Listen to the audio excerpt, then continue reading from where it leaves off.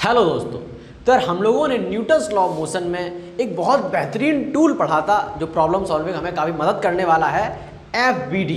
यानी किसी भी ऑब्जेक्ट का हम लोगों ने फ्री बॉडी डायग्राम बनाना सीखा था। थोड़ा मैं बता देता हूँ, उसी पर मैं आपसे सवाल उसी पर मैं बिल्ड करता हूँ जो भी आज हम लोग पढ़ने वाले हैं, ट्रांजिशनल इक्विलिब्रियम। तो फ्री बॉडी डायग्राम पहले बनाना सिखाते हैं, उसी में आपसे मैं एक सवाल पूछता हूँ। मान लीजिए किसी एक सरफेस पर, वो सरफेस कुछ भी हो सकता है दोस्तों, वो सरफेस लिफ्ट की सरफेस भी हो सकती है, बेंच की सरफेस भी हो सकती है, अर्थ की सरफेस भी हो सकती है, कुछ भी हो सकता है। उस पर एक m मास का ब्लॉक रखा है, m मास का ब्लॉक रखा है। अब मैं कहूँ यार फोर्स रिप्रेजेंट कर दो यार m मास पर, भैया mg फोर्स लग रहा होगा ब्लॉक के द्वारा, किस पर, सरफेस पर, और सरफेस भी इसके ऊपर फोर्स लगाएगी, नॉर्मल फोर्स।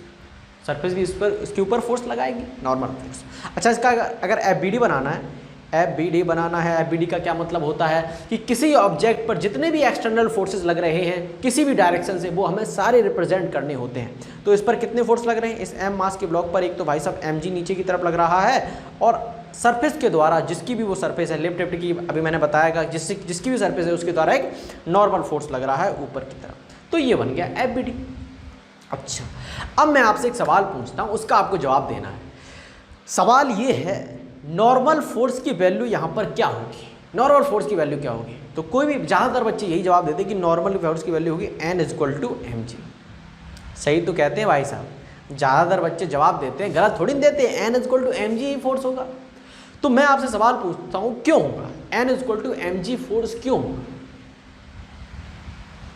N की वैल्यू mg कैसे हो सकती है? आप बताओ। आप कोई भी समझदार लड़का ये कह सकता है भैया इन्फॉर्मेशन है इनसफिशिएंट है। आपने ये नहीं बताया कि जो पूरा सिस्टम है, जो सरफेस और जिस सरफेस पे ब्लॉक रखा है, एक्सेलरेट कर रहा है या नहीं कर रहा है। अगर एक्सेलरेट कर रहा है तो नॉर्मल की वैल्यू कुछ और आएगी, अगर एक्सेलरेट नहीं कर रहा है तो नॉर्मल की वैल्यू कुछ और आएगी। तो इन्फॉर्मेशन सफिशिएंट नहीं है। तो ट्रांजिशनल इक्विलिब्रियम एक इन्फॉर्मेशन है, या कह सकते हैं एक प्रॉपर्टी है सिस्टम की, जो ये बताता है कि ऑब्जेक्ट की कंडीशन क्या है, ऑब्जेक्ट इक्विलिब्रियम में है या इक्विलिब्रियम में नहीं है। तो इक्विलिब्रियम को मैं समझा देता हूँ, फिर मज़ा आएगा समझने में। तो इक्विलिब्रियम का मतलब होता है कि all net force acting on the body is zero, कि जितने भी फोर्सेस लग रहे हैं उनका नेट क्या है, जीरो है। नेट फोर्स जीरो है, यानी उसे कहा जाएगा इक्विलिब्रियम में। जैसे कि अर्थ सरफेस पर कोई ऑब्जेक्ट रखा है, अर्थ सरफेस पर, ये अर्थ है, नीचे ये ऑब्जेक्ट रखा, मैंने कहा कि ये भाई साहब इक्विलिब्रियम है। इक्विलिब्रियम का क्या मतलब, इसके ऊपर जो जितने भी फोर्सेस लग रहे हैं उनका जो नेट है वो क्या है, जीरो है, नेट फोर्स जीरो। जैसे कि ये पेन है मेरे हाथ पर रखा है, इसके ऊपर नेट फोर्स कितना लग रहा है, जीरो लग रहा है। अच्छा, तो ये इन्फॉर्मेशन है। अगर मैं यहाँ से कहूँ कि ये जो सिस्टम है ये क्या किसमें है, इसका एक्सेलरेशन है जीरो, यानी इसके ऊपर नेट फोर्स जीरो लग रहा है। नेट फोर्स का मतलब F net = m/a। अब अगर ये जीरो है तो स्वाभाविक सी बात है, मास तो जीरो हो नहीं सकता, ए ही जीरो होगा, तो एक्सेलरेशन जीरो है। मैं कहूँगा ये इसका एक्सेलरेशन जीरो है, सिस्टम का एक्सेलरेशन जीरो है, तो n की वैल्यू बताओ। तब आप कहोगे कि N=mg। नहीं तो आपको लिखना पड़ेगा, मान लीजिए कि ये सिस्टम अगर कह देते कि इस तरफ एक्सेलरेट कर रहा है ए से, तो आपको लिखना होता है n-mg = m/a। यहाँ पर a आपका जीरो है, इसीलिए N=mg है। अभी मैं और समझाऊंगा, मैंने थोड़ा जल्दी समझा दिया, जल्दी मैंने आपसे चर्चा कर ली इस टॉपिक पर। तो जैसा कि मैंने आपको डेफिनेशन में बताया कि when all force acting on a system are balance it is called equilibrium. जितने भी फोर्सेस लग रहे हैं वो बैलेंस्ड हैं, उसे हम लोग इक्विलिब्रियम कहते हैं। At equilibrium net force acting on the system is zero. Net force जो सिस्टम पर लग रहा होता है, जिस प्रकार अभी जो मैंने कहा ना कि मान लीजिए अगर ये लिफ्ट होती, जो लिफ्ट एक्सलेट कर रही है उस पर ब्लॉक रखा होता तो नॉर्मल की वैल्यू डिफरेंट होती। Net force acting on the system is zero. System पर नेट फोर्स जीरो लग रहा हो, उसके ऊपर एक्सलेट ना कर रहा हो, तो वो क्या होता है, इक्विलिब्रियम कंडीशन में माना जाता है। अब एक मैं उदाहरण देता हूँ, पेन ही का देता हूँ। अब ये जो पेन ले लो आप, पेन है रुका हुआ, आपको दिखाई दे रहा है कि एक स्टैटिक है, रुका हुआ है। अब ये जो है इसके पास कुछ मास है, ये मेरे हाथ पर एक फोर्स लगा रहा है mg नाम का, मेरा हाथ इसके ऊपर फोर्स लगा रहा है नॉर्मल नाम का। ठीक बात। अच्छा, इस डायरेक्शन से भी कोई फोर्स नहीं से मिल रहा है। मान लीजिए कि मैं इस डायरेक्शन से एक फोर्स देता हूँ, हल्का सा फोर्स देता हूँ, एक हल्का सा मैं इसको फोर्स दे रहा हूँ, फिर भी ये मूव नहीं कर रहा है, फिर भी एक्सेलरेट नहीं कर रहा है, मैं हल्का सा फोर्स दे रहा हूँ। अब मैं इस तरफ एक फोर्स दे रहा हूँ, तो मेरे हाथ का जो जो चिपचिपापन है, मतलब हाथ साफ है मेरे, फ्रिक्शन कहना चाहूँगा मैं जो इससे जो चिपक रहा है मेरा फ़ोन वो रोक रहा है, मैं फोर्स लगा रहा हूँ फिर भी जो फ्रिक्शन कह सकते हैं इस डायरेक्शन जो लग रहा है वो इसको बैलेंस कर रहा है। इस डायरेक्शन अगर कोई फोर्स लगा रहा हूँ तब भी कोई बैलेंस कर रहा है। यानी नेट फोर्स का मतलब है कि चारों दिशाओं से, अगर मैं यहाँ लिख दूँ ये एक्स एक्सिस है, ये वाई एक्सिस है, ये जेड एक्सिस है, ठीक है, और ये कोई एक ब्लॉक रखा है, इसके ऊपर एक्स डायरेक्शन में यानी कि एफ ऑफ एक्स जितने भी फोर्सेस लग रहे हैं या फोर्स के कंपोनेंट कुछ भी हो सकता है, और जेड डायरेक्शन में और बाई डायरेक्शन में जितने भी फोर्सेस हैं उनका जो सम है वो क्या होना चाहिए, जीरो होना चाहिए। बाई डायरेक्शन में जीरो और जेड डायरेक्शन में भी जीरो। आप समझ गए होंगे कि नेट फोर्स जीरो होना चाहिए। अच्छा, अब कोई भी समझदार बच्चा सवाल कर सकता है, भाई साहब फोर्स है हमारा, नेट फोर्स तो जीरो है, ठीक है, नेट फोर्स जीरो हो गया यानी m इंटू ए जीरो हो गया। ए जीरो का मतलब एक्सेलरेशन जीरो है। एक्सेलरेशन जीरो है तो उसमें भी दो कंडीशन बनती है। एक कंडीशन है कि ऑब्जेक्ट आपका रेस्ट पर हो, और एक ये भी कंडीशन है कि उसकी वेलोसिटी नॉन जीरो हो सकती है, वो एक कांस्टेंट वेलोसिटी से मूव कर रहा हो सकता है। सही बात है, अगर कोई ऑब्जेक्ट कांस्टेंट वेलोसिटी से मूव कर रहा है जरूरी थोड़ी उसके ऊपर फोर्स लगे ही। First law of motion Newton's का, तो एक्सेलरेशन अगर जीरो है तो हो सकता है ऑब्जेक्ट कांस्टेंट वेलोसिटी से भी मूव कर रहा हो। तो जो कांस्टेंट वेलोसिटी से मूव करता है तो उसको भी हम लोग इक्विलिब्रियम कंडीशन कहते हैं सिस्टम की, क्योंकि हमारा इक्विलिब्रियम की सीधी डेफिनेशन है कि नेट फोर्स वहाँ पर जीरो होना चाहिए, बेशक एक कांस्टेंट वेलोसिटी से ऑब्जेक्ट मूव कर रहा हो। अभी मैं और समझाऊंगा आपको इस बारे में, आपको फील आई होगी इक्विलिब्रियम का मतलब क्या होता है और हम लोग ये क्यों करने वाले हैं। हमें अननोन फोर्स की वैल्यूज़ निकालनी है, जैसा कि हमने पिछली स्लाइड में करा था। तो जैसे कि ये ऑब्जेक्ट है, सरफेस पर रखा है, किसी सरफेस पर रखा, और मैंने क्या रखा है, ये सिस्टम है, ये इक्विलिब्रियम है, इक्विलिब्रियम में है।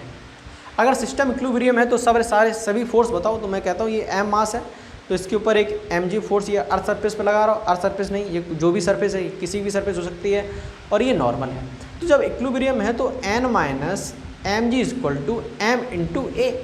अब a जीरो है तो n equal to m g, यहाँ h लिखा दिया मैंने, n equal to m g, इस प्रकार से निकालेंगे, ठीक है। अच्छा, इसे हम लोग बोलते हैं स्टैटिक इक्विलिब्रियम, जब ऑब्जेक्ट रेस्ट पर होता है। किस पर होता है, रेस्ट पर होता है, इसे हम लोग बोलते हैं स्टैटिक इक्विलिब्रियम। इसके बाद एक कोई सरफेस है और सरफेस पर m मास का ब्लॉक है, एक कांस्टेंट वेलोसिटी से मूव कर रहा है, इसके पास एक वेलोसिटी है v कांस्टेंट, एक्सेलरेशन जीरो है, एक्सेलरेशन इसके बाद जीरो, यानी net force acting on the body zero है, यानी ये इक्विलिब्रियम कंडीशन में सारे फोर्सेस हैं बैलेंस्ड हैं इसके। तो इसका भी अगर हमें वो बताना है नॉर्मल कॉन्टैक्ट फोर्स, तो इधर mg लग रहा है और इधर नॉर्मल लग रहा है, तो इसका भी नॉर्मल की वैल्यू कितनी आएगी, mg आएगी। इसे हम लोग बोलते हैं डायनेमिक इक्विलिब्रियम, कि अगर कांस्टेंट वेलोसिटी से चल रहा है तब भी अगर उसके इक्विलिब्रियम है यानी नेट फोर्स जीरो है, उसे हम लोग डायनेमिक इक्विलिब्रियम कहते हैं। अब बहुत लोगों के यहाँ पर सवाल आते हैं, बहुत सवाल लड़के करते हैं कि भाई साहब ये बताओ कि ये आपने अभी एक मिनट, हाँ, आपने अभी कहा कि ये ब्लॉक पर कोई फोर्स, इक्विलिब्रियम कंडीशन मतलब कोई फोर्स नहीं लग रहा। अब अगर इसमें कोई फोर्स नहीं लग रहा तो ये चल कैसे रहा है फिजिक्स में दो तीन चीज़ें हैं लड़के आखिरी तक डाइजेस्ट नहीं कर पाते। पहली तो उनसे कहो कि मासलेस स्ट्रिंग है और इनएक्सटेंडेबल है, तो कहें मासलेस स्ट्रिंग हो कैसे सकती है, वो यही सोचते रहते हैं। और दूसरी चीज़ है, अगर उनसे कहो कि कोई चीज़ है अगर उस पर फोर्स नहीं लग रहा है तो वो कांस्टेंट वेलोसिटी से चल सकती है बिना किसी फोर्स के, लेकिन वो मानते ही नहीं है। वो सोचने लगते कि मैं किसी बोरा है, बहुत भारी बोरा है और हमें उसे खींचना होता है, कांस्टेंट वेलोसिटी देनी होती है तो हमें बहुत तेज़ी से खींचना होता है। आपका दिमाग बिल्कुल सही, आपकी ऑब्जर्वेशन जब एरिस्टो की फिजिक्स है, एरिस्टोट फिजिक्स थी, बिल्कुल उससे मैच करती है। उन्होंने भी यही थ्योरी दी थी कि अगर हमें किसी ऑब्जेक्ट को एक सेम स्पीड से चलाए रखना है तो उस पर हमें फोर्स लगाने की ज़रूरत है। फिर न्यूटन ने कहा ऐसा कुछ भी नहीं है, अगर आपको किसी ऑब्जेक्ट को कांस्टेंट वेलोसिटी कोई ऑब्जेक्ट चल रहा है कि हो सकता है उसके ऊपर नेट फोर्स जीरो, हो सकता है उसके ऊपर नेट फोर्स जीरो, मतलब होता ही है उसके ऊपर नेट फोर्स जीरो, बेशक कितने भी फोर्स लग रहे हैं। तो फिर ये क्या है भाई साहब, आप ये सवाल पूछ सकते हो, ठीक है बिल्कुल ऑब्जर्वेशन अरस्तु की बिल्कुल सही थी, मेरी भी ऑब्जर्वेशन बिल्कुल सही है। किसी भी भारी सामान को खींचने में हमें ताकत लगती है, उसको एक कांस्टेंट वेलोसिटी देने में हमें ताकत लगती है, मैं फोर्स लगाता हूँ तो वो फोर्स आप लगाते हैं फ्रिक्शन को बैलेंस करने। जैसे कि आप इस m मास के किसी ऑब्जेक्ट को खींच रहे हैं, आप ताकत लगा रहे हैं, तो आप इसको एक कांस्टेंट वेलोसिटी दे देते हैं 2 मीटर पर सेकंड। वैसे 2 मीटर पर सेकंड बहुत ज़्यादा है, आप इसको 2 मीटर पर सेकंड वेलोसिटी दे देते हैं, फोर्स F लगाते हैं, तो इसकी आप देखते हैं इसकी वेलोसिटी कांस्टेंट है, वेलोसिटी कांस्टेंट, और आपको मैं तो फोर्स लगा रहा हूँ, आप जो फोर्स लगा रहे हैं वो आपका फ्रिक्शन है, जो सरफेस है और जो खुदरापन है सरफेस और ब्लॉक के बीच में, वो कैंसिल आउट कर दे रहा है। तो नेट फोर्स आपका फिर भी F नेट ऑब्जेक्ट पर जो F नेट है, यानी F minus F friction equal to M into a यहाँ पर 0 आपको दिखाई दे रहा है, इसीलिए जो फ्रिक्शन फोर्स है वो आप जितना फोर्स लगा उसके बराबर हो जाता है, और जो ऑब्जेक्ट जिसे आप खींच रहे हैं वो कांस्टेंट वेलोसिटी से चलने लगता है। नेट फोर्स का कॉन्सेप्ट समझिएगा, आप फोर्स की तरह सोचते हैं इसीलिए आपको गड़बड़ी होती है। कोई भी ऑब्जेक्ट कांस्टेंट वेलोसिटी चल सकता है उसके ऊपर अगर नेट फोर्स 0 है, ठीक है। कोई भी ऑब्जेक्ट बिना फोर्स के भी चल सकता है, दौड़ सकता है, भाग सकता है, लेकिन कांस्टेंट स्पीड से भाग पाएगा। समझ गए भाई सब बात? तो इसे हम बोलते हैं डायनेमिक इक्विलिब्रियम। डायनेमिक इक्विलिब्रियम, अब इसके सवाल कर लेते हैं, चर्चा बहुत हो गई। हमें किसी भी अननोन फोर्स की वैल्यू ढूंढनी होती है, ये एक प्रॉपर्टी है इस सिस्टम की, जैसा कि अभी मैं कह रहा हूँ कि डायनेमिक इक्विलिब्रियम यानी कि एक्सेलरेशन आपका यहाँ पर 0 होगा, ये एक प्रॉपर्टी है सिस्टम की। जब ये प्रॉपर्टी हमें दी जाएगी तो हमसे कुछ फोर्स दिए जाएंगे और कुछ फोर्स हमसे पूछे जाएंगे, बस सिंपल सा काम है। इसके बाद हम लोग अगली वीडियो में जब फोर्स हमारा नॉन जीरो होगा, यानी कि इक्विलिब्रियम कंडीशन में आपका सिस्टम नहीं होगा, एक्सेलरेट कंडीशन में होगा, उसके सवाल करेंगे। लेकिन पहले हम लोग इक्विलिब्रियम कंडीशन के कर लेते हैं। तो मैं कह रहा हूँ कि there are 2 blocks A and B, इसे हम ए बोल देते हैं, इसे बी बोल देते हैं, ऑफ मास 2m, इसका मास 2m है और इसका मास m है। Respectively find the normal force acting on at all contact surface, जितनी भी कॉन्टैक्ट सरफेस हैं उस पर आपको नॉर्मल फोर्स बताना है। तो सबसे पहले रिप्रेजेंट करो, अगर मैं पेन चेंज कर लूँ अपना, तो सबसे पहले ऊपर वाला ब्लॉक m मास का है, इसके ऊपर एक अर्थ लगा रही होगी mg, ठीक है। अब ये एक सरफेस पे रखा है, यानी दूसरे ब्लॉक पर रखा है, ब्लॉक इसके ऊपर एक फोर्स लगा रहा होगा, इसका नाम क्या होगा, n1 मान लेते हैं, नॉर्मल फोर्स की वैल्यू 1 n1, ठीक है। अब दूसरे ब्लॉक से पूछो, दूसरे ब्लॉक 2 सरफेस से कॉन्टैक्ट है, तो ऊपर वाली सरफेस इसके ऊपर एक n1 फोर्स लगा रही है। आपके ऊपर कोई अगर बैठा है तो आपके ऊपर कोई फोर्स लगा रहा होता है, आप अगर फील करो तो ये पेन मेरे ऊपर अगर ये पेन रखा तो मेरे ऊपर कोई फोर्स लगा रहा है, मैंने इसके ऊपर फोर्स लगाया, तो मैंने जो यानी ए ने जो बी पर फोर्स लगाया था वो n1 है, और बी जो ए पर फोर्स लगा रहा है वो क्या है, वो भी n1 है, एक्शन रिएक्शन है दोनों। अब जो ये सरफेस है ये भी इसके ऊपर एक नॉर्मल फोर्स लगा रही होती है, जिस पर n2 ब्लॉक ए ब्लॉक रखा है, 2m मास का ब्लॉक रखा है, n2 फोर्स लगा रही है। सबसे पहले हमें क्या करना होता है, FBD बना होता है, क्योंकि हमें n1 और n2 की वैल्यू पूछी गई है। जो अब मैं n को h क्यों लिख रहा हूँ, आज दोनों की वैल्यू हमसे पूछी गई है, नॉर्मल कॉन्टैक्ट फोर्स की वैल्यू पूछी। सबसे पहले क्या करोगे, FBD बनाओ। FBD किसकी बनाओगे, सबसे पहले मैं बना लेता हूँ ए की FBD, ए यानी 2m मास। FBD मतलब जितने भी एक्सटर्नल फोर्स लग रहे हैं उनको रिप्रेजेंट करना है। तो सबसे पहले भाई साहब एक हमारे ऊपर 2mg का फोर्स लग रहा है, मैंने इसके बड़ी वाली पे mg फोर्स दिखाया है, इसके ऊपर एक 2mg का फोर्स लग रहा है, ठीक है। तो 2mg का फोर्स लग रहा है, एक आपका सरफेस द्वारा नॉर्मल फोर्स जो कि n2 वो लग रहा है, और एक ऊपर से लग रहा है n1, दूसरे ब्लॉक द्वारा लगाया गया नॉर्मल कॉन्टैक्ट फोर्स।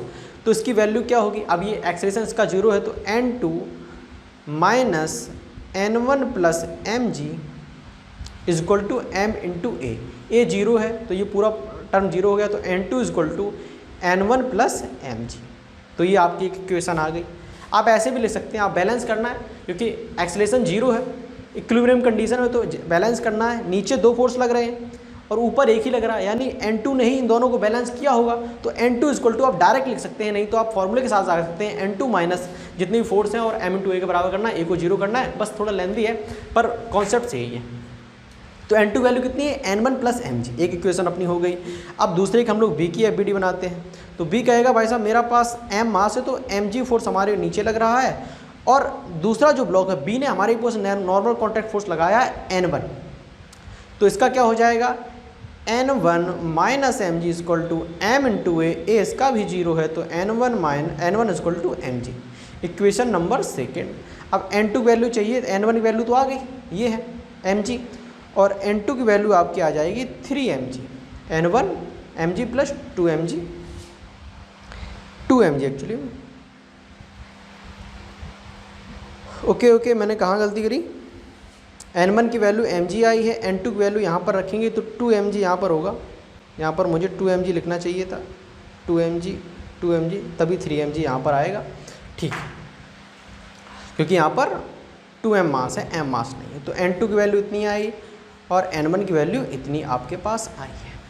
ओके जी, समझ में आ गया। एक और सवाल लेते हैं, मान लीजिए ये ब्लॉक है और मैं इसका थोड़ा m मास के हैं, तीनों हैं, एक 2m मास का, एक 3m मास का, ठीक है, मैंने मास लिख दिए, 3 मासेस हैं। और इसमें आपको प्रत्येक स्ट्रिंग में टेंशन बताना है, इस पर टेंशन की वैल्यू बतानी है, इस पर टेंशन की वैल्यू बतानी है, इस पर मैंने, जैसे कि मैंने आपको बताया था कि प्रत्येक स्ट्रिंग में टेंशन अलग अलग होगा, इसलिए मैंने इसको T1 माना, इसको T2 माना, इसको T3 माना, सभी में आपको टेंशन बताना है। सबसे पहले क्या करोगे, आपको देखना है कि सिस्टम इक्विलिब्रियम में है, सवाल में दिया गया है, हाँ सवाल में दिया गया सिस्टम इक्विलिब्रियम में है। अच्छा, अब आपको टेंशन की वैल्यू सभी में बतानी है, तो सबसे पहले क्या करोगे, FBD बनाओ, ABC, सभी का आप FBD बनाओ। तो सबसे पहले A का बनाएंगे, तो 3m मास का है ऑब्जेक्ट, इसके ऊपर 3mg नीचे लग रहा होगा और ये एक रस्सी से कनेक्टेड है जिसका टेंशन मैंने T से रिप्रेजेंट किया है, जो T3 लग रहा है ऊपर की तरफ। तो ये हो गया FBD किसका, A का। तो T3 = 3mg, ये इक्वेशन नंबर 1। अब B का हम लोग FBD बनाएंगे, B का मास 2m है, इसके ऊपर कितने फोर्स लग रहे हैं, एक नीचे 2mg और एक रस्सी भी कनेक्टेड है, वो भी इसके ऊपर फोर्स लगा रही, कितना लगाएगी, रस्सी में कितना टेंशन है, T3 टेंशन था, और ऊपर एक रस्सी कनेक्टेड है, उसका टेंशन कितना है, T2। अब ये भी बैलेंस है, तो T2 = T3 + 2mg, ये इक्वेशन अपना सेकेंड। अब ऐसे ही 3C नंबर, यानी m मास का ऑब्जेक्ट, इसके ऊपर एक टेंशन फोर्स लग रहा है, क्या लग रहा है, T2, क्योंकि रस्सी कनेक्टेड इसके ऊपर एक कनेक्टेड है T3 और इस पर mg फोर्स लग रहा है नीचे की तरफ, तो T3 = T2 + mg, ये इक्वेशन नंबर 3 आ गई। तीन टेंशन फोर्स है, 3 इक्वेशन हैं, अगर सॉल्व करेंगे आराम से आपकी तीनों टेंशन की वैल्यू आ जाएंगे। थोड़ा सरल कर देता हूँ, इसे मास में मान लेता हूँ कि m की वैल्यू है 2 kg और g है 10 मीटर/सेकेंड। अब आप आसानी से निकाल सकते हैं, ठीक है। T3 की वैल्यू यहाँ से आ जाएगी, T3 की वैल्यू कितनी आ जाएगी, ये आपका mg हो जाएगा 20, 60 आ जाएगा, T3 की वैल्यू 60 आ जाएगी, यानी जो नीचे वाली स्ट्रिंग है उसकी जो टेंशन है 60 है। अब T3 की वैल्यू यहाँ पर रख दोगे 40, ये हो जाएगा 100 न्यूटन हो जाएगा टेंशन। अब यहाँ पर अगर इसकी 100 आया और ये है 20, तो ये हो जाएगा 120 न्यूटन। तो इस प्रकार से आप तीनों टेंशन्स की वैल्यू निकाल सकते हैं। अच्छा भाई साहब, ये लेंदी है, थोड़ा तो ये लेंदी लग रहा होगा, थोड़ा तो आपको कठिन लग रहा होगा, लेकिन आपको फंडा समझ में आया कि FBD बनानी है। अगर इक्विलिब्रियम में कहा गया है तो दोनों ऊपर नीचे लगने वाले फोर्स, जो कि वाई डायरेक्शन में लगने वाले फोर्सेस हैं, यहाँ पर वाई डायरेक्शन में समेशन ऑफ वाई वेक्टर, ये 0 आपको करना है, जो योग है इनका आपको 0 दिखाना है, क्योंकि ये वाला फोर्स बराबर होगा। वही क्या है, 3 इक्वेशंस बनी है, तीनों इक्वेशंस को सॉल्व कराए तो हमारे पास टेंशन्स की वैल्यू आ गई, जो हमसे पूछा गया वो आ गया है। लेकिन ये मेथड थोड़ा लेंदी है, ये थोड़ा कठिन लग रहा है, इसको सरल बनाया जा सकता है दोस्तों। कैसे बनाया जा सकता है, जैसे कि अगर आपसे पूछा गया है N2, केवल N2 की जो सरफेस है, बड़ा वाला ब्लॉक है और सरफेस है जिस पर ये दोनों ब्लॉक रखे हैं, सरफेस द्वारा कितना नॉर्मल फोर्स लगाया जा रहा है, बस ये बता दो। तो इसके लिए आपको क्या करना पड़ेगा, आपको पूरे सिस्टम को, इसको पूरे को आपको एक ऑब्जेक्ट कंसीडर करना पड़ेगा। पूरे को आप ऑब्जेक्ट कंसीडर कर लें। जो N1 और N2 लग रहे थे, जो इसने B ने जो A पर N1 फोर्स लगाया था वही A ने B पर लगाया था, तो जो दोनों जो एक्शन रिएक्शन पेयर थे वो आपके इंटरनल फोर्स हो जाएंगे। तो पूरी बॉडी को आप एक बॉडी की तरह कंसीडर कर सकते हैं। तो आप देखेंगे जब पूरी बॉडी कंसीडर करेंगे तो टोटल मास कितना हो जाएगा, 3m। अब नीचे कितना लगेगा, 3mg, और जो सरफेस के ऊपर कौन सा फोर्स लगा रही है, N2। तो N2 की वैल्यू कितनी आएगी, 3mg, और यही तो हम लोगों ने लिखा था यहाँ पर। आप इंटरनल फोर्स कंसीडर कर सकते हैं, जब एक्शन रिएक्शन पेयर को आप इंटरनल फोर्स कंसीडर कर सकते हैं, क्योंकि जितना B उस पर A पर लगा रहा उतना ही A B पर लगा रहा है ना। तो पूरे ऑब्जेक्ट को एक मान लो भाई, सीधी सी बात है। अगर मैं ये मेरे एक पेन है, एक चीज़ और ऊपर रख लूँ तो दोनों का हाथ को तो लगेगा कि हाथ को मान लो दो, हाथ को क्या मतलब है कि 2 ऑब्जेक्ट है 3 ऑब्जेक्ट है, वो तो कहेगा मेरे पास वजन कितना है, बस हमें ये बता दो, मेरे पास जितना वजन आएगा उतना ही नॉर्मल फोर्स मैं दे दूंगा बैलेंस करने के लिए, बस। तो वही तो किया है। अच्छा, ऐसा इसमें भी कर सकते हैं टेंशन फोर्स। जैसे कि आपको T1 चाहिए, मतलब सबसे ऊपर वाली जो स्ट्रिंग है इस पर आपको टेंशन फोर्स निकालना है, तो सबसे पहले पूरे को आप सिस्टम में कंसिडर कर लो, पूरे को एक ऑब्जेक्ट कंसिडर कर लो और टोटल मास देख लो कितना है। टोटल मास आ जाएगा आपको 6m, 6m मास आ जाएगा। ऊपर कितना है, T1 टेंशन है, तो नीचे कितना लगेगा 6mg, तो T1 इक्वल टू 6mg। अब mg की वैल्यू कितनी है 20, m की वैल्यू 2 है, 10 की वैल्यू g की वैल्यू 10 है, तो T1 आपका आ जाएगा 120 न्यूटन। और वही तो यहाँ पर भी आया था, T1 की वैल्यू कितनी आई थी 120 न्यूटन आई थी आपकी। T1 ये T1 है, क्योंकि T3 ये था, T2 ये T1 था, तो T1 की वैल्यू कितनी आई 120 न्यूटन, 120 न्यूटन। तो आपको, और ये जो T2 है ये तो इंटरनल फोर्स हो गया, T3 है टेंशन है, जो देखो इस ऑब्जेक्ट पर टेंशन ऊपर की तरफ लगा और इस ऑब्जेक्ट पर टेंशन नीचे की तरफ लगा, सेम टेंशन की वैल्यू सेम थी, तो इंटरनल फोर्स हो गया। पूरे ऑब्जेक्ट को कंसीडर कर लो। जैसे कि आपसे T2 पूछा जाए तो T2 सबसे पहले देखो T2 कितना मास होल्ड किए हुए है। T2 क्या मतलब है कि 3 ऑब्जेक्ट नीचे लगे, 4 ऑब्जेक्ट लगे, उससे मतलब है कि मास कितना मैंने होल्ड कर रखा है। तो T2 पूछो, T2 कहेगा कि भाई साहब आपने 5m है, 5m आपने मास होल्ड कर रखा है, तो T2 इक्वल टू 5mg, और mg की वैल्यू 100 न्यूटन, यही तो अपना आया था 100 न्यूटन, ये देखो लिखा।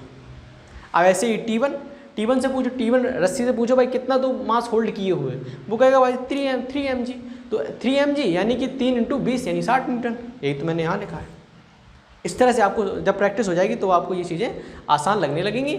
आई होप आपको ये चीज़ें समझ में आई होंगी, आपको फंडा समझ में आया होगा कैसे हम लोग पूरे सिस्टम को 2-3 इंटरनल फोर्स का गेम आपको अगर समझ में आया होगा, अच्छी बात है। एक और मैं उदाहरण देता हूँ। एक ईंट है, ठीक है, एक ईंट है, ईंट को आपने एक जो इलेक्ट्रिक तराजू होता है ना, जो नापता है वजन कितना है, एक्चुअली में जो तराजू होता है वो नॉर्मल कॉन्टैक्ट फोर्स दिखाता है। आपने एक ईंट लिया और वहाँ पर रख दिया जा करके, ईंट आपने तराजू पर रख दिया जाएगा, इलेक्ट्रिक तराजू, और वजन लिख के आया 2 किलो, ठीक है। अब ईंट को आप तोड़ दो, फिर रख दो जा करके, फिर भी 2 ही किलो दिखाएगा। आप ईंट को एकदम चूरन बना दो, बहुत सारे टुकड़े कर दो, तब भी वो आपको 2 ही किलो दिखाएगा। तो नॉर्मल कॉन्टैक्ट फोर्स कितने ऑब्जेक्ट हैं उस पर निर्भर नहीं करता, मास कितना है इस पर निर्भर करता है, ठीक है। तो इंटरनल फोर्स की तरह कंसिडर कर सकते हैं। ऐसे ही आप 10 ईंटें हैं, एक रस्सी आप पकड़े हो और उसमें 10 ईंटें अलग अलग करके आप बांध देते हो, ठीक है। अब ऊपर वाली रस्सी से पूछो कितना वजन तू उठाओ, वो कहेगा जितनी किलो की रस्सी है, ठीक है। अब उन ईंटों को आप बहुत सारे टुकड़ों में तोड़ दो और पूरी स्ट्रिंग में बांध दो, तब भी स्ट्रिंग में उतना ही फोर्स लगेगा, तब भी उसमें उतना ही फोर्स लगेगा, यानी कि इंटरनल फोर्सेस हो जाती हैं। अगर ईंट को ब्रेक कर रहे हो तो क्या ही फर्क पड़ता है, मास तो उसका सेम है, नॉर्मल कॉन्टैक्ट फोर्स की वैल्यू तो नहीं आएगी। चलिए, अच्छा, find the tension in string and normal reaction exerted by wall on wall system is in equilibrium. System equilibrium में ये एक दीवार है दोस्तों, एक दीवार है, ठीक है। आपको टेंशन बताना है और एम मैं दे देता हूँ उसका 10 kg दे देता हूँ, 10 नहीं 1.8 kg एम है इसका, मैंने 1.8 kg मान लिया है। और ये जो एंगल है इस पर ये लटका है, ये है 53 डिग्री का, ये 53 डिग्री। अब सवाल है, अब बताइए टेंशन की वैल्यू, मान ले तो टेंशन की वैल्यू है T, टेंशन की वैल्यू है T। अब निकालते हैं, कैसे निकाल, सबसे पहले भैया यहाँ पर एक नॉर्मल फोर्स लगेगा, नॉर्मल फोर्स लगेगा, नॉर्मल और टेंशन की वैल्यू पूछी गई है। तो अगर हम इस बॉल को छोटा सा एक पार्टिकल मान लें तो मैं दिखाएगा ये है नॉर्मल फोर्स, ओके, ये है नॉर्मल फोर्स और ये है आपका एक टेंशन फोर्स, ये आपका टेंशन फोर्स है, और नीचे इसके ऊपर एक mg फोर्स लगेगा 18 न्यूटन का। 1.8 है तो 10 का गुणा करेंगे तो 18 न्यूटन का फोर्स लग रहा है। अच्छा, तो जैसा कि ये जो एंगल है ये 53 है, तो ये एंगल भी 53 होगा, ये एंगल भी 53 होगा। अच्छा, ये एंगल 53 है, तो हमें क्या करना है, आपको सिस्टम इक्विलिब्रियम में हमें T और N की वैल्यू चाहिए। तो उसके क्या करोगे, सबसे पहले आप अगर x y एक्सेस मान लो, इसे x और इसे y, तो आप क्या करो, x में जितने भी फोर्स हैं उनके कंपोनेंट करके, जिस भी डायरेक्शन में फोर्सेस हैं आप x डायरेक्शन में कंपोनेंट कर लो, y डायरेक्शन में फोर्स कर लो और उनके बराबर कर दो, उनको फोर्सेस को आप बराबर कर दो, आपकी वैल्यू आ जाएगी। जैसे कि यहाँ पर ये तो आपका x डायरेक्शन में है, नॉर्मल कॉन्टैक्ट फोर्स आपका x डायरेक्शन में है, mg आपका y डायरेक्शन में है, लेकिन जो T है वो आपका किसी भी डायरेक्शन में नहीं है, ना x में है ना y में है, वो एक एक्स वाई प्लेन में है, तो उसके कंपोनेंट कर लिए जाए। एंगल पता है तो ये कंपोनेंट कितना होगा y डायरेक्शन में, T sin 53, आसान है। और ये कंपोनेंट कितना होगा, एक्चुअली ये cos 53 होगा, t cos 53 और ये होगा t sin 53। ठीक है, अब हमारे जो कंपोनेंट थे x और y हम लोगों ने रिजॉल्व कर लिए हैं, अब क्या है उन्हें बैलेंस करना है। तो t cos 53 इक्वल टू किसके बराबर है, ये बाई डायरेक्शन ऑफ फोर्स के बराबर है, यानी 18 न्यूटन के बराबर है। और t sin 53 इक्वल टू कितना है अपने पास, नॉर्मल फोर्स है, नॉर्मल फोर्स है। ठीक है, तो यहाँ पर हम t की वैल्यू निकाल सकते हैं। तो t cos 53 की वैल्यू होती है 3/5 आई थिंक, हाँ 3/5 और 18 तो ये 6 और t equal to 30 newton. t कितना है आपके पास, 30 न्यूटन आया है। अब t की वैल्यू यहाँ रख दो, n की वैल्यू आ जाएगी, तो n is equal to 30 into sine 53 की वैल्यू कितनी होगी, 4/5, तो ये 6 और 6 चौको 24, n is equal to 24 newton. Normal की वैल्यू 24 न्यूटन, टेंशन की वैल्यू 20 न्यूटन हमारे पास आई। सिंपल सा है, सबसे पहले आप एक एक्सिस मान लीजिए कि इसके जो भी जितने भी फोर्स दिए जाते हैं उन्हें आप एक्स वाई में कंपोनेंट कर लीजिए। अगर तीन एक्सिस हैं तो जेड में भी उसके कंपोनेंट कर लीजिए और सभी को बराबर कर दीजिए। इस प्रकार के सवालों में आपको ध्यान रखना है कि हमेशा एक्स वाई दो एक्सिस मान लो और जितने भी फोर्सेज हैं उसके एक्स और वाई दिशा डायरेक्शन में आप कंपोनेंट कर लो और कंपोनेंट को आप बैलेंस कर दो, आपका आंसर आ जाएगा। वही तो मैंने करा यहाँ पर। तो इस प्रकार इस सवाल को आप लोग हैंडल करेंगे, मतलब सॉल्व करेंगे। तो मैंने आप अगर आप उतारना चाहें तो आप उतार लें, ये मैं साफ कर देता हूँ। ठीक है, और इसे मैं यहाँ लिख देता हूँ t cos 53। चलो आगे एक सवाल लेते हैं, बिल्कुल सेम सवाल है कि a ball of mass 2 kg, m आपको 2 kg दे रखा है दोस्तों, is tied with ropes in air as shown in figure, system is in equilibrium, find the tension force in rope. अब दो अलग अलग रोप हैं तो टेंशन भी इसका एक T1 मान लेते हैं, इसमें आप T1 T2 टेंशन फोर्स मान लीजिए और इसके एक mg फोर्स भी नीचे लग रहा होगा। तो इसको अगर हम पार्टिकल की तरह दिखाएं तो ये हो गया T2 फोर्स और ये मैं एंगल दे देता हूँ आपको 53 दे देगा, सरल रहेगा 53, क्योंकि 53 का सवाल आप कराए। तो ये 53 है तो ये भी आपका कितना होगा, 53 होगा। तो इस डायरेक्शन में आपका कितना है, T2 force, T1 actually T1 tension force है और ये जो एंगल है वो 53 है। ठीक है, और डाउनवर्ड डायरेक्शन में आपका mg लग रहा है जो कि 20 न्यूटन है। कोई यहाँ पर कमी, कोई सिंपल सी बात, आप करना क्या है, x और y में आपको कंपोनेंट कर लेने हैं, x एक्सिस में कंपोनेंट करने हैं फोर्स के और y एक्सिस में करने हैं।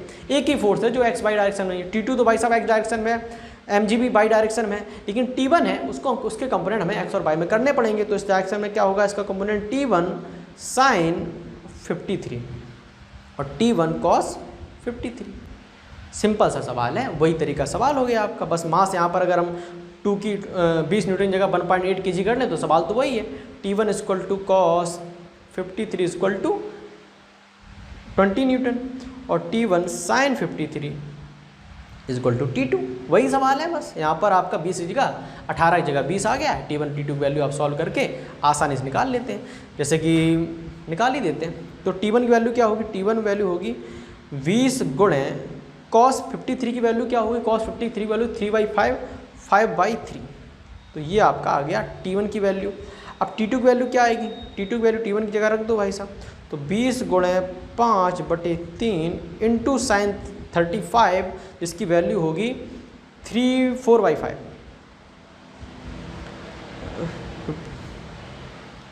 53 एक्चुअली में तो होगा, अरे यार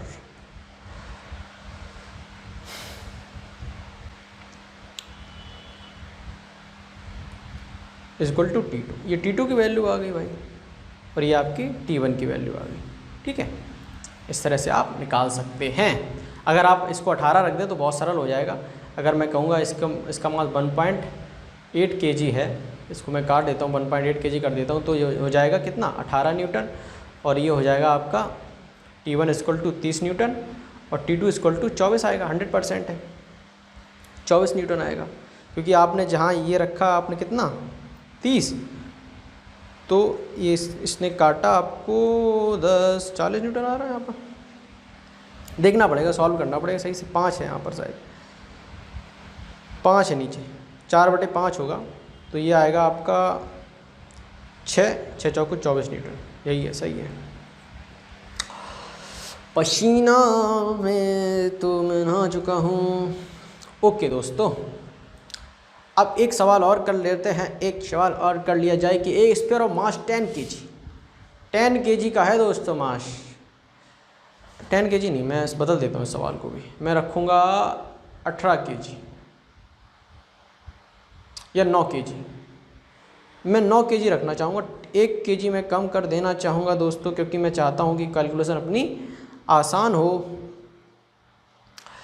एम है 9 kg, ठीक है। 2 इंक्लाइंड प्लेन से आपका ये इस तरह का ब्लॉक रखा है, इस पर इक्विलिब्रियम में find the normal reaction force acted by the contact surface. जितने भी कॉन्टैक्ट सरफेस है नॉर्मल कॉन्टैक्ट फोर्स है वो हमें निकालना है। तो सबसे पहले पता है ये ऑब्जेक्ट, इसके ऊपर mg लग रहा होगा, तो 19 न्यूटन का mg लगेगा, क्योंकि इसका मास मैंने 9 kg लिखा है। एक नॉर्मल कॉन्टैक्ट फोर्स n1 में ये मान लेता हूँ, एक मैं इधर मान लेता हूँ। लेकिन भाई साहब आपने एंगल तो बताया है नहीं, तो मैं एंगल इसको मान लेता हूँ 37 डिग्री, ये 53 डिग्री, ये 53 डिग्री। तो ये जो एंगल होगा, ये जो एंगल होगा, अगर ये 37 होगा तो ये भी 37 होगा, और ऐसे ही ये एंगल जो होगा ये 53 डिग्री होगा। अगर मैं यहाँ प्रेजेंट करना चाहूँ, अगर आपको वहाँ पर मैसी हो गया, समझ में आ रहा है, तो ये हो गया 90 न्यूटन, ठीक है। एक N2 फोर्स लग रहा है इस डायरेक्शन में, N1 एक्चुअली, ये देखो N1 है, और ये एक लग रहा है N2, ये लग रहा है N2। अब देखो वर्टिकल से N2 कितना एंगल बना रहा है। N2 ये दिख रहा है आपको, N2 ये दिख रहा है, ये वेक्टर N2 का है। वर्टिकल मैं आपको जूम करके दिखा देता हूँ। आपको ये देखना है कि वर्टिकल से N2 कितना एंगल है। ये N2 वेक्टर ये वर्टिकल से बना रहा है, ये वर्टिकल से 53 डिग्री बना रहा है। तो हमें यहाँ पर भी, यहाँ पर ये N2 है वर्टिकल से, यहाँ पर हमें लिखना पड़ेगा 53 डिग्री, और N1 है, N1 ये रहा वर्टिकल से कितना 37 डिग्री बना रहा है, तो यहाँ पर 53 और 37 लिखना पड़ेगा। ये 53 डिग्री है और ये 37 डिग्री है, ठीक है। तो ये हमें दिया है कि सबसे पहले क्या करना पड़ेगा, x और y में कंपोनेंट करने पड़ेंगे। तो सबसे पहले N1 कंपोनेंट कर लेते हैं, तो N1 sin 37, और यहाँ पर इसके अगर N2 करेंगे तो N2 sin 53, और ऊपर की तरफ है N2 cos 53 plus N1 cos 37।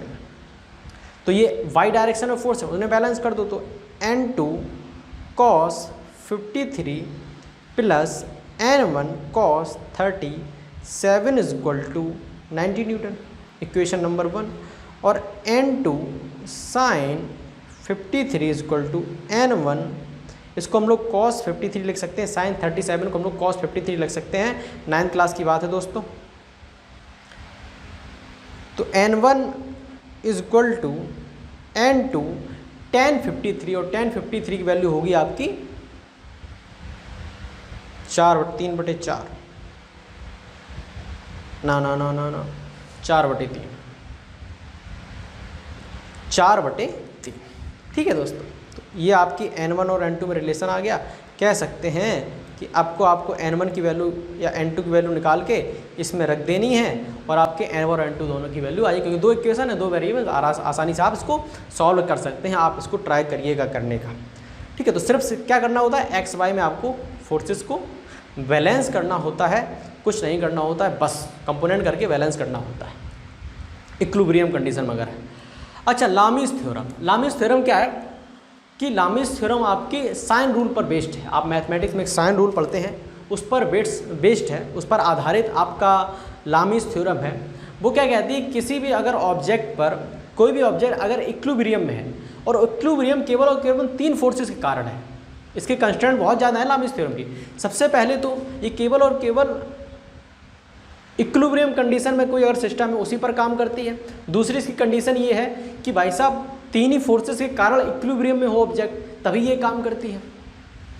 तो इसके बहुत सारे कॉन्सेप्ट, तो मैं आपको समझा देता हूँ। लामीज थ्योरम होती क्या है कि मान लीजिए मैंने यहाँ टाइगर, हाँ ये m मास का अगर ब्लॉक है, कोई m मास का एक ब्लॉक है, इसके ऊपर कोई F1 फोर्स लग रहा है इस डायरेक्शन में, ये लग रहा है F2 फोर्स, और इधर लग रहा है एक F3 फोर्स, और एंगल ये बना रहे हैं अल्फ़ा, बीटा और गामा, इनके बीच के जो एंगल है वो अल्फ़ा बीटा गामा है।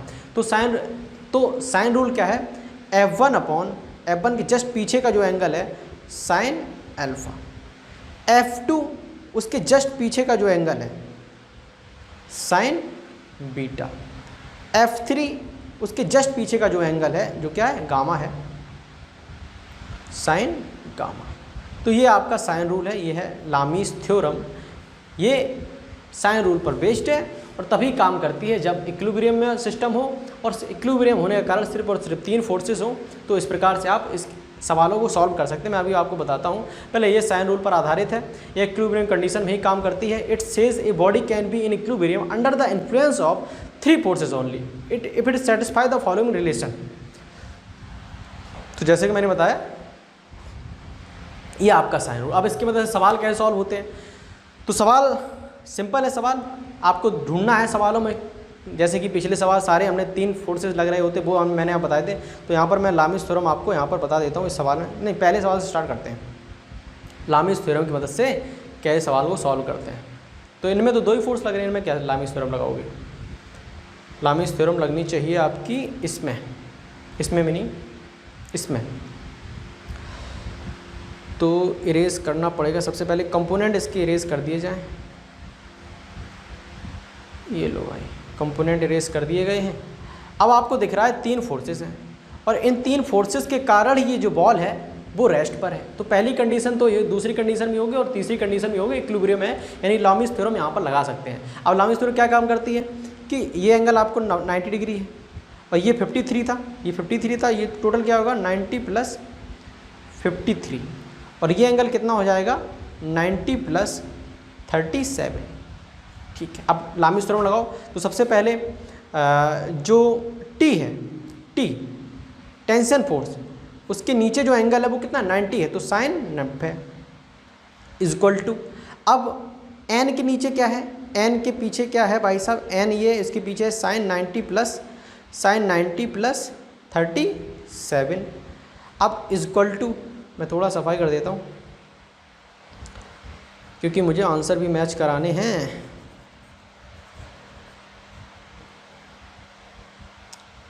अब क्या रह गया आपका 18, मतलब 18 के ऊपर क्या है, 18 mg के ऊपर का फोर्स है साइन 90 प्लस 53। अच्छा, अब टेंशन की वैल्यू चाहिए तो T इक्वल टू T, इसको और इसको बराबर कर दो तो T साइन 90 की वैल्यू 0 होती है, मतलब 1 होती है। तो T इक्वल टू 18 बटे साइन 90 प्लस 53 यानी कॉस 53, और कॉस 53 की वैल्यू होती है 3/5, तो 5/3 यानी कि 6 पंचे 30 न्यूटन। टी की वैल्यू कितनी आई 30 न्यूटन, यहाँ पर भी कितनी लिखी है 30 न्यूटन। तो लामीस थ्योरम की वजह से आप सॉल्व कर सकते हैं। अब नॉर्मल वैल्यू निकाल लिए तो टी की वैल्यू 30 न्यूटन आ गई।